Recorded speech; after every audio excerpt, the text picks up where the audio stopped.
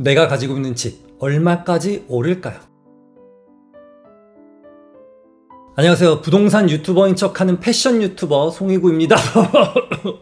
네, 죄송합니다. 문화센터에 오시는 분들이 자주 하는 질문에 대한 답변을 드리려고 합니다. 첫 번째, 소득은 높은데 모은 돈이 없습니다. 어떻게 해야 될까요? 소득은 높은데 돈이 없는 분들이 생각보다 많아요. 첫 번째, 주식이나 코인으로 시원하게 날린 케이스가 있고요. 두 번째는 그냥 흥청망청 써서 없는 경우가 있고요. 세 번째는 일을 시작한 지 얼마 되지 않아서 없는 경우도 있습니다. 예를 들어서 혼자 벌든 둘이 벌든 세후로 월 1000만 원이 넘는데 모은 돈은 한 1억 정도가 된다. 이럴 때는 실거주와 투자를 분리해서 갭으로 사는 게 나은지, 아니면 실거주를 하면서 주택담보대출을 최대한 많이 받는 게 나은지, 어떤 게 유리한지 한번 봐야 됩니다. 일반적인 케이스로는 갭으로 사두는 게 훨씬 더 유리하거든요. 그런데 소득은 높은데 모은 돈이 적은 경우에는 실거주와 갭 투자, 이 두 가지 경우 모두를 따져봐야겠습니다. 우선 소득이 높다면 대출을 최대한 받을 수 있는 만큼 다 받는 게 좋은데요. 실거주를 할 거라면 주택담보대출을 끝까지 다 받고 살 수 있는 것 중에 가장 좋은 것을 사면 되겠습니다. 만일 실거주와 투자를 분리했을 경우 소득이 높으니까 신용대출도 많이 나오겠죠. 이 신용대출을 최대로 받은 금액과 현금을 합쳐서 전세를 끼고 사는 겁니다. 그런데 가끔씩 자영업이나 프리랜서라서 신용대출이 잘 안 나오는 경우가 있죠. 이럴 때는 실거주가 나은 경우가 더 많습니다. 소득이 낮다면 매달 나가는 원리금과 생활비 이런 것들을 좀 꼼꼼하게 따져봐야 되는데, 소득이 높다면 그것보다는 어떻게 대출을 더 많이 받을 수 있을까를 고민해야겠어요. 결론, 주택담보대출을 최대한 많이 받아서 실거주를 할 때와 신용대출을 받아서 갭으로 사두는 경우, 이 두 가지를 시뮬레이션 했을 때 더 좋은 아파트를 사는 쪽으로 방향을 잡으셨으면 합니다. 다음 질문입니다. 지금 사야 되나요? 라는 질문입니다. 이 질문은 정말 많이 받아요. 이건 짬뽕이냐, 짜장이냐, 오뎅이냐, 순대냐, 뼈해장국이냐, 설렁탕이냐, 이런 질문과도 같습니다.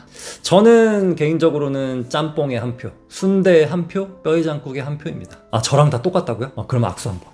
무슨 의미냐면 본인이 결정하는 거예요. 제 영상을 2-3년 전부터 보신 분들 중에 아직도 안 샀다, 그러면은 이번에는 실행하셔도 됩니다. 단 실거래가 대비 너무 높은 호가는 따라가면 안 된다는 거 꼭 기억하시고요. 단기적인 전망이 그렇게 중요하지는 않아요. 내가 사자마자 떨어질 수도 있지만 안 떨어질 수도 있어요. 저도 부동산 계약을 막 수십 차례 해봤지만 고점이 아니었던 계약은 한두 번밖에 없습니다. 나머지는 제가 전부 다 신고가였어요. 그때 늘 같은 생각을 합니다.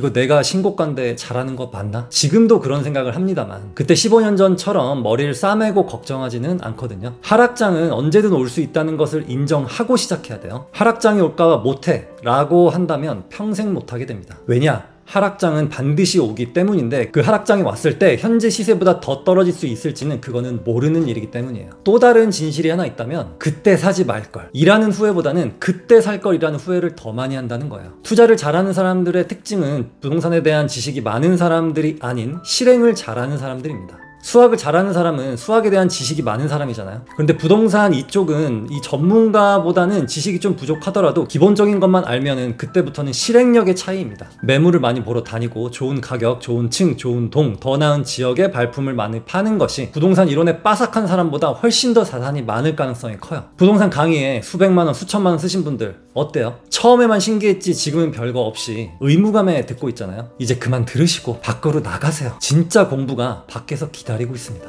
또 많이 하는 질문입니다. 제가 가지고 있는 아파트의 전망이 어때요? 이런 질문인데요. 이 질문은 제 얼굴은 어때요? 이거와도 같습니다. 제가 어벤져스에 나오는 타노스보다는 살짝 조금 나은 것 같아요. 하지만 캡틴 아메리카 옆에 있으면 그냥 바로 오징어 되죠. 이 전망이라는 게 상대적인 평가이기 때문에 반드시 비교 대상군이 있어야 합니다. 제가 어떤 아파트를 보고 있다가 이걸 샀는데 잘한 선택일까요? 이런 질문은 괜찮아요. 비교 대상군이 있으니까. 그런데 하나만 놓고 비교 대상군이 없으면 그거는 조금 대답하기가 어렵죠. 또 다른 비슷한 질문인데요. 제가 가지고 있는 아파트는 얼마까지 오를까요? 이런 질문인데 저의 대답은 상승장이 오면 오르고 하락장이 오면 떨어집니다. 이렇게 말씀드리고 지역에서 바로 상급지의 흐름을 따라갈 것입니다 라고 대답을 드립니다. 예를 들면 하남 미사는 강동 암사동의 시세를 따라가고요. 암사동은 고덕 상일동 시세를 따라가고, 고덕 상일은 잠실의 시세를 따라가고, 잠실은 대치동의 시세를 따라가고, 대치동은 반포의 시세를 따라가죠. 청량리 아파트의 시세는 금호동 신축의 시세를 따라가고, 금호동의 시세는 잠실을 따라가고, 이렇게 되는 겁니다. 내가 가지고 있는 아파트의 시세는 바로 윗급지의 시세를 따라가고, 그 윗급지는 하나 더 윗급지를 따라 움직입니다. 그렇게 보시면 돼요. 심플하죠?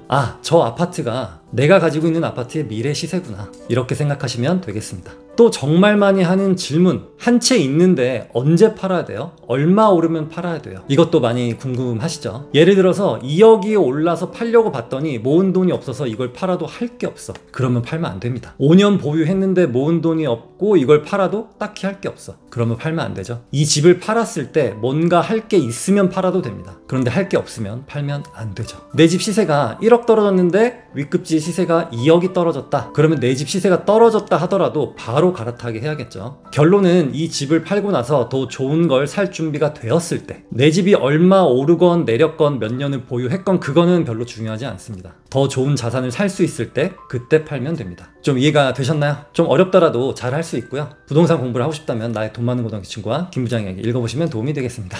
감사합니다.